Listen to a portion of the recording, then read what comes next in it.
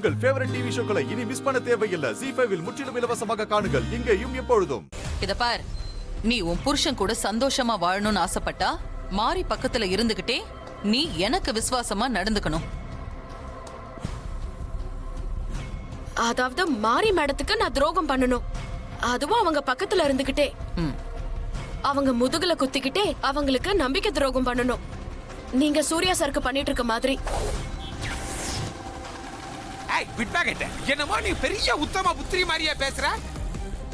நீ bit packet அடிச்சவ தானே, பழசையெல்லாம் மறந்துட்டு பெரிய உத்தமி மாதிரியா பேசுறா பாருங்க சிஸ்டர். இல்ல எங்களுக்கெல்லாம் உன்னை பத்தி எதுவும் தெரியாது நினைச்சு எங்க கிட்ட பீலா விட்டுக்கிட்டு தெரியுறியா? நான் வயிற்று பழப்புக்காக திருட்டு தொழில் பண்ணேன். அப்பா கூட என்ன நம்பினவங்களுக்கு நான் துரோகம் பண்ணதே இல்ல. இத பாரா, ஐயோ பண்றது திருட்டு தொழில், பேசுறதா பாருங்க ஒழுங்கு பக்கோடா மாதிரி. ஏய் பிட் பாக்கெட், கொஞ்சம் உன் ஃபிளாஷ்பேக்க ரீவைண்ட் பண்ணி பாரு. நீ எத்தனை பேருக்கு என்னென்ன துரோகங்கள் செஞ்சேன்னு உனக்கே புரியும். அப்போ உனக்கு உன் புருஷன் கூட சேர்ந்து வாழணும்னு விருப்பம் இல்லையா? உன் வாழ்க்கைய பத்தி கொஞ்சம் கூட கவலை இல்ல? மாரி மேடமும் சூர்யா சரும் இல்லனா என் வாழ்க்கையும் என் தங்கச்சி வாழ்க்கையும் என்ன ஆயிருக்கும்னு நினைச்சு பார்க்கவே பயமா இருக்கு. இப்ப நான் வாழ்ந்துட்டு இருக்கிற இந்த நிம்மதியான வாழ்க்கை அவங்க கொடுத்ததுதான். அவங்களுக்கு இப்படி துரோகம் பண்ணாதான் எனக்கு இன்னொரு வாழ்க்கை கிடைக்கும்னா அப்படிப்பட்ட வாழ்க்கை எனக்கு தேவையே இல்ல. என்ன உங்க வலையில விழ வச்சு மாரி மேடத்தை ஜெயிக்கலான்னு கனவு காணாதீங்க. அது ஒரு நாளும் நடக்காது. மாரி மேடத்துக்கு துரோகம் பண்றதால கிடைக்கிற வாழ்க்கை எனக்கு தேவையில்லை. போ போ, எங்க போயிட போற? என்ன என் புருஷன் கூட சேர்த்து வைங்கன்னு உன்னை என் கால்ல வந்து விழுந்து கெஞ்ச வைக்கிறனா இல்லையான்னு பாரு. அதையும் பாப்போம். என்ன சிஸ்டர், இவ மாரிக்கு மேல இருப்பா போல இருக்குது. என்ன விட்டு இவெல்லாம் ஒரு ஆளு. நீ வா மேடம். நானு யோ அதான் ஜாமீன் எடுத்தாச்சுல, போயா. சரி, உங்களுக்கு சேர வேண்டிய மட்டும் உங்களை தேடி வரும். போங்க. போன காரியம் என்னாச்சு வெண்ணிலா? அந்த ரவுடி எதுக்காக உங்க மேல பழி போட்டா? அவனுக்கு பின்னால யார் இருக்காங்கன்னு தெரிஞ்சதா? அந்த ரவுடி எதுக்காக ரஞ்சித் கிட்ட நான் தான் கொலை பண்ண சொன்னதா சொன்னா. அவனை அப்படி யாரு சொல்ல சொன்னது? எல்லாம் உண்மையும் தெரிஞ்சிருச்சு மேடம். அந்த ரவுடிக்கு பின்னால இருந்து அவன் அப்படி செய்ய சொன்னது யாரு? அது வேற யாரும் இல்ல மேடம், தாரா மேடம் தான். நான் அப்பவே சந்தேகப்பட்டேன். இதுக்கெல்லாம் காரணம் அவங்களா கூட இருக்கலான்னு. நான் சந்தேகப்பட்டது சரியா போச்சு. இப்ப கூட போலீஸ் ஸ்டேஷனுக்கு வந்து அந்த ரவுடிய தாரா மேடம் தான் ஜாமீன்ல வெளியில கூட்டிட்டு போறாங்க. நீங்க ஆரம்பத்துல இருந்து எனக்கு சப்போர்ட்டா என் கூட இருக்கீங்கிற கோபத்துல ஆத்திரத்துல தான் அவங்க இப்படி எல்லாம் பண்றாங்க. ஆமா மேடம், இப்ப கூட அவங்க அதை என் முகத்துக்கு நேராவே சொன்னாங்க. என்ன சொன்னாங்க? நான் உங்களை விட்டு விலகி உங்களுக்கு எதிரா அவங்க கூட சேரணும்னு சொல்றாங்க. உங்க பக்கம் இருக்கிற என்ன பழி வாங்கறதுக்காக என் குடும்ப வாழ்க்கையில குழப்பத்தை ஏற்படுத்தி ரஞ்சித் கிட்ட இருந்து என்ன பிரிக்க பிளான் பண்ணிதான் ரவுடிய வச்சு ரஞ்சித கத்தியால குத்த வச்சு அதே ரவுடிய வச்சு நான் தான் பணத்துக்கு ஆசைப்பட்டு ரஞ்சித கத்தியால குத்த சொன்னேன்னு பொய் சொல்ல வச்சு ரஞ்சித நம்ப வச்சிருக்காங்க. என்ன ஜென்மம் இவங்க எல்லாம்! என்ன பழி வாங்கறதுக்காக உங்க வாழ்க்கையை இப்படி பண்ணி வச்சிருக்காங்களே! இவங்க எல்லாம் திருந்தவே மாட்டாங்க போல இருக்கு. நான் ரஞ்சித் கூட சேர்ந்து வாழணும்னா நாளைக்கு நீங்க ஆர்டரை பினிஷ் பண்ணாம இருக்கணும். அதுக்கு நான் அவங்களுக்கு உதவியா இருக்கணும்னு சொன்னாங்க. நான் அவங்க பக்கம் நின்னு உங்களை தோக்கடிக்கிறதுக்கு உதவி பண்ணா அவங்க ரஞ்சித் கிட்ட என் மேல எந்த தப்பும் இல்லைன்னு உண்மையை சொல்லி சேர்த்து வைக்கிறேன்னு சொன்னாங்க.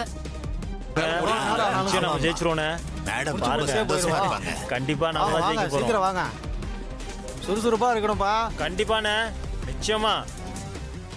எப்பா சண்முகா, மோட்டர் ஆன் பண்ணுப்பா. ஆன் பண்ணியாச்சுண்ணே. ஆன்லாம் பண்ணியாச்சுண்ணே. என்னப்பா ஆன் பண்ணிட்டேங்கற ஓடல? அதான் தெரியலண்ணே. என்னன்னு தெரியலண்ணே. ஆனா வரீங்க. கரண்ட் ஏதாவது போயிடுச்சா? அட லைட் தான் எரியுது. எரியுது.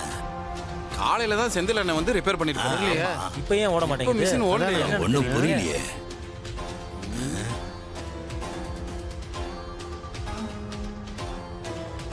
என்னாச்சு மேடம்? மிஷின் ரன் ஆகல மேடம்.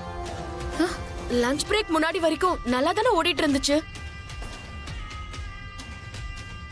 பெரியவர் வந்து சரி பண்ணிட்டு போனதுல இருந்து நல்லா தானே ஓடிட்டு இருந்துச்சு. என்னன்னு பாக்குறேன் மேடம்.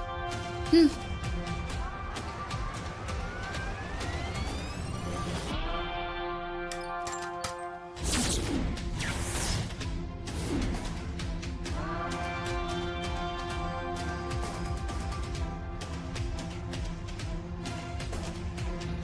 அண்ணே எங்கண்ணே போச்சு? மேடம் மிஷின்ல இருந்த டைய காணா மேடம்.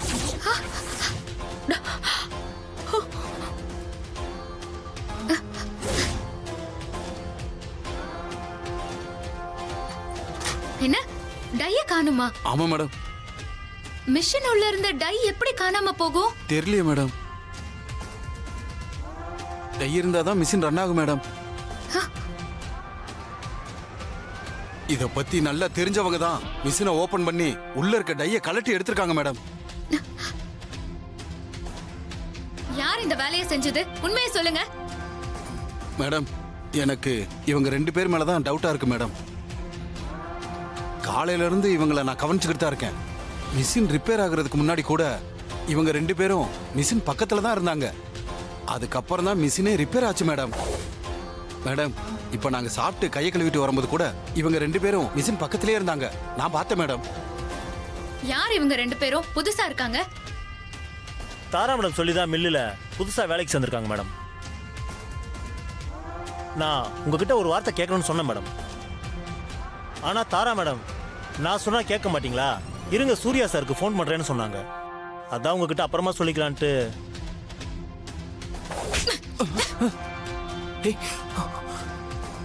மரியாதையா டை எங்க வச்சிருக்கீங்கன்னு சொல்லிடுங்க. மேடம் எங்களுக்கு எதுவும் தெரியாது மேடம். நாங்க எதுவுமே பண்ணல மேடம். மேடம் வீணா எங்க மேல சந்தேகப்படாதீங்க மேடம். உங்க மேல சந்தேகம்லாம் இல்ல. உறுதியா நீங்க தான் பண்ணிருக்கீங்க. அது எனக்கு நல்லா தெரியும். டைய எங்க மறைச்சு வச்சிருக்கீங்க? உண்மையை சொல்லுங்க. டை காணாம போனதுக்கும் எங்களுக்கும் எந்த சம்பந்தமும் இல்லை மேடம். தாரா மேடம் ரெக்கமெண்டேஷன்ல நாங்க வந்ததுனால எங்க மேல பழி போடாதீங்க. முடிஞ்சா வேலைக்கு வச்சுக்கோங்க, இல்ல வேலையை விட்டு அனுப்பிச்சிருங்க. வெண்ணிலா, நாம இப்படி எல்லாம் கேட்டா டை கிடைக்காது. நீங்க போலீஸ்க்கு ஃபோன் பண்ணுங்க. Okay madam.